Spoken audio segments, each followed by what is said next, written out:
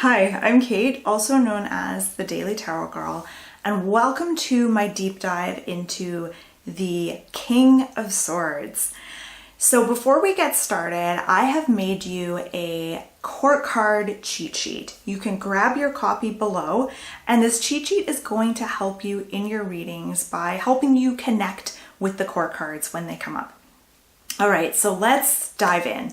So the image that you see on your screen is from the Universal Waite Tarot, and the King of Swords, he's probably my least favorite king. I'm just gonna put it out there. He's very serious, he's kind of stuffy, but he's super smart. He's sharp as a tack.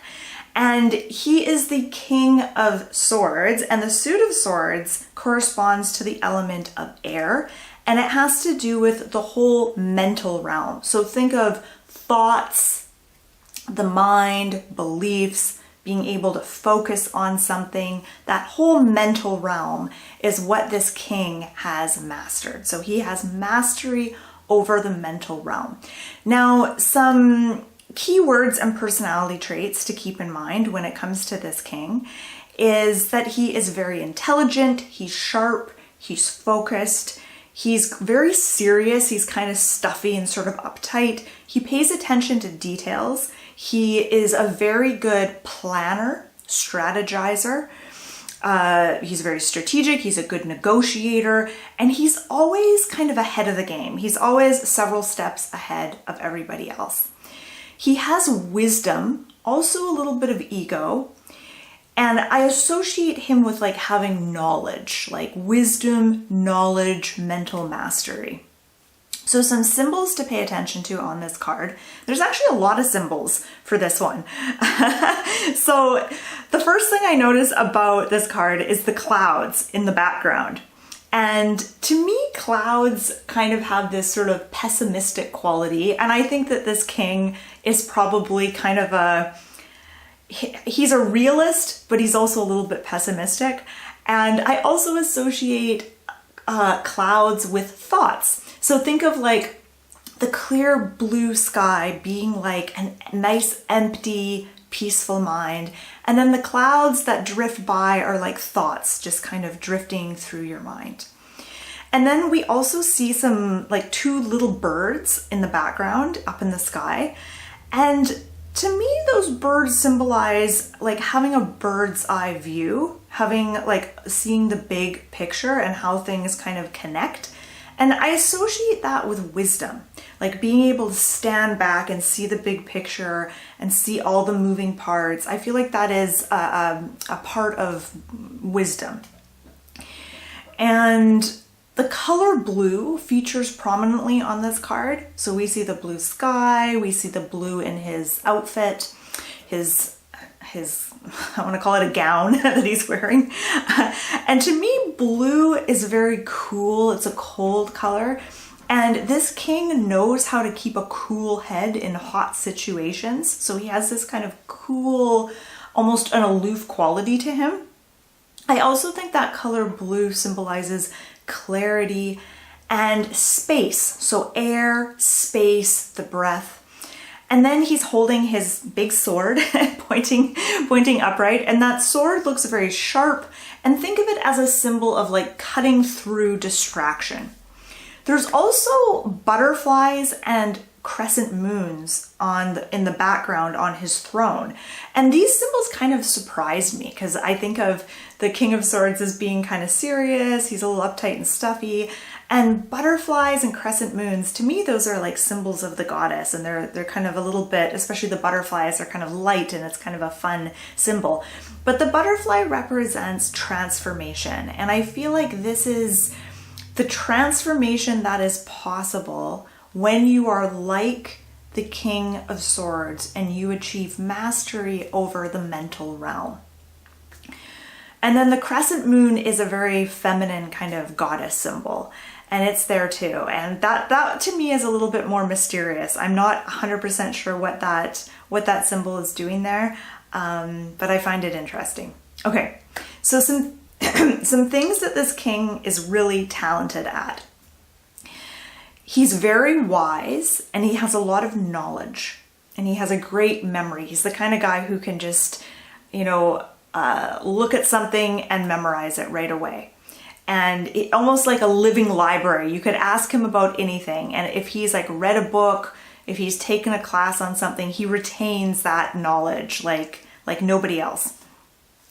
He gives really good advice. So this is the kind of guy that you want in your corner when things go wrong. This isn't the kind of guy, like you wouldn't necessarily invite the King of Swords to a party. This isn't the kind of guy you want to go on vacation with or even like go on a date with.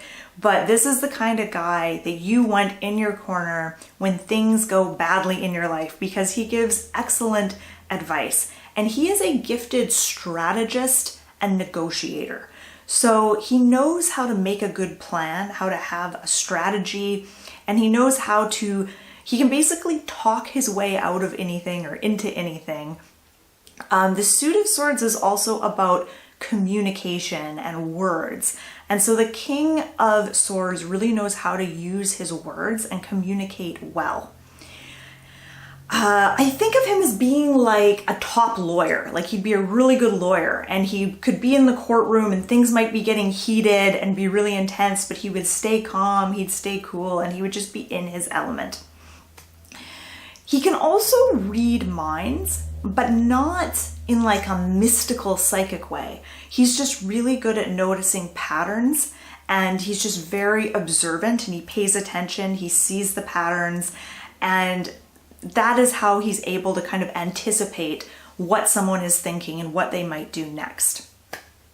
If you were to run into the King of Swords at a party, first of all, it's probably not going to happen. He doesn't go to parties. He doesn't like parties.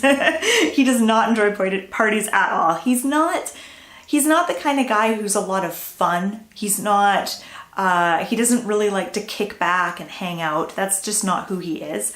He might come to a party for an hour, kind of make an appearance and then leave. However, if this is like a debate party, then it's a totally different deal. He loves to argue and debate things. So if this was a debate party, he would be there. Or if it's the kind of party where people there are willing to engage him in heated conversation and kind of argue with him and debate certain topics, then he would stay for that. He would be really, really into that. He also has kind of a dark sense of humor, which isn't for everyone, but some people might appreciate that about him. You might actually find him in social situations being disagreeable on purpose just to get an argument going. And it's not because he's a jerk or he's a bad guy, but this is what kind of makes him feel alive. I have a friend who loves to argue and debate things. And she can get quite heated, but it's all fun and games for her. And she said that her family, when they get together for like Christmas dinner, Thanksgiving dinner, everyone in her family is like this as well. And to an outsider, it might look like everyone is fighting and yelling at each other, but really everyone's just having a good time and enjoying each other's company by arguing and shouting and getting into like heated debates over things. And so that is totally what the King of Swords is like. Okay, so when it comes to work, this is the area that the King of Swords really excels in. He loves work. So he would make a fantastic lawyer, or anything that involves a lot of strategizing, planning ahead, and negotiating. He loves to negotiate. And the higher the stakes, the better for him. He's very focused, he's hardworking, and he's a high achiever. He strives for excellence in everything that he does, and he takes his work very seriously. And in fact, he is a little bit of a workaholic.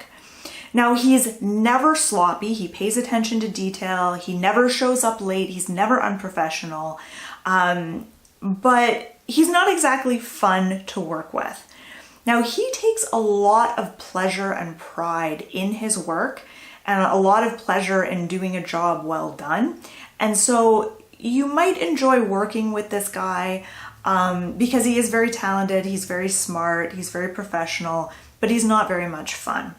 And in fact, if he was your boss, he's the kind of boss that might I don't know, yell a lot maybe, or, I mean, he wouldn't be quick to temper. That's definitely not him. He definitely has a cool head, but he just takes everything very seriously and holds himself to such a high standard, and also holds everyone else around him to a really high standard as well.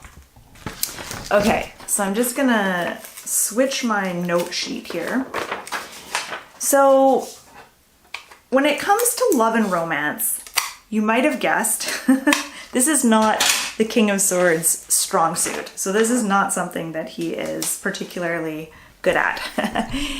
So while he's very intelligent and gifted in many areas, he really lacks the emotional intelligence and just the ability to like pick up on other people's emotions, or reading like body language, kind of reading between the lines, picking up on the energy, on the vibe. He doesn't really know how to do this. And those are all skills that are required to be good at relationships. He's married to his work, so relationships aren't super important to him anyhow. Relationships always come second to him. Now, he's very practical and level-headed when it comes to love. So you wouldn't really catch him like falling head over heels in love with someone and throwing all caution to the wind. And because of this, he can sometimes kind of come across as a little bit cold, a little bit unemotional and aloof, like he doesn't really care, which some people like. Some people are really drawn to that. So it's not that people aren't attracted to the King of Swords. Plenty of people might be attracted to him. He's just not a lot of fun to be in a relationship with. He loves intellectual conversations. And so when it comes to looking for a partner, this is essentially what he's looking for, is maybe even like a Queen of Swords, a Queen of Swords type, someone who's like very intellectual and can like argue with him, someone who's super smart, but he always wants to be a little bit smarter than them. He doesn't want someone smarter than he is. But he's looking for those intellectually stimulating conversation. But what he actually needs is more of like a Queen of Cups type, or even a Knight of Cups type, like just someone who's more in tune with their emotions and feelings, and that might be able to help him kind of get more comfortable in this arena. But it's typically the Queen of Swords types that he's into. Now, his partners may feel kind of small and stupid in his presence because he is very intelligent. He's often the most intelligent person in the room, but he doesn't have the tact to not make that obvious. Like, he kind of makes people feel dumb when they're around him. And he loves to portray himself as the rational, cool-headed one in the relationship. And so regardless of who he's in a relationship with and what they're like, they will always feel like they're the overly emotional, irrational ones in the relationship. And they might not actually be that, but in comparison to the King of Swords, they are. And so that might be very frustrating for people that get into a relationship with a King of Swords type. He always needs to be right, and he never loses an argument. And we all know how annoying that is, right? So despite his wisdom and despite his intelligence and his awareness in all other areas of life, he seems to really lack these qualities when it comes to romantic relationships. Now, when it comes to finances and money, he isn't materialistic, and he really doesn't take any pleasure in acquiring money. But he loves organizing the money that he does have.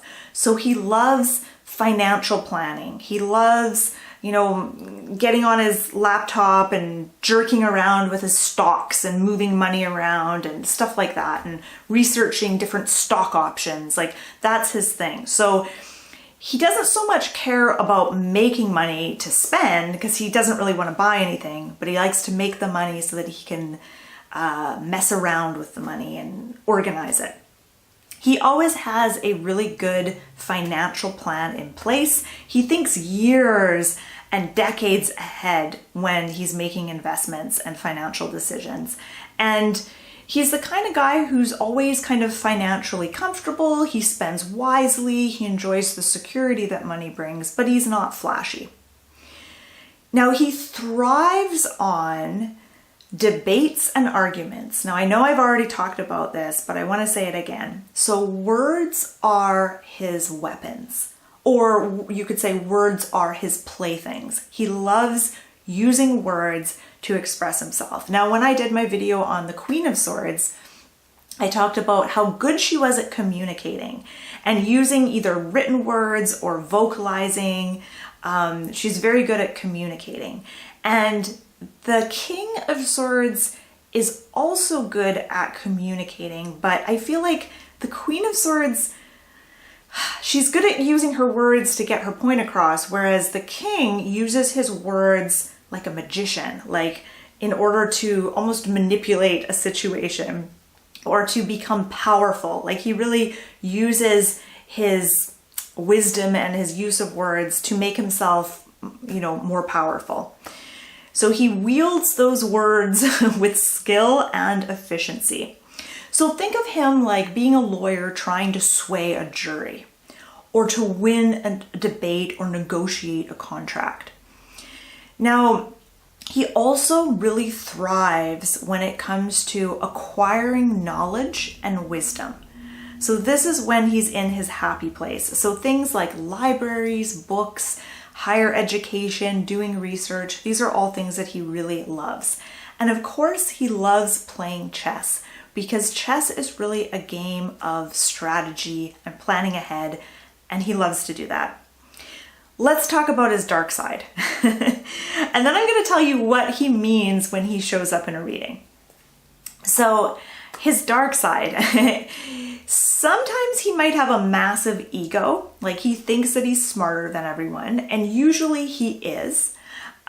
He can be, like if he's in a bad mood, he can be very depressive, very gloomy, very pessimistic. He can become overly critical and cold with sharp words and a kind of an icy demeanor.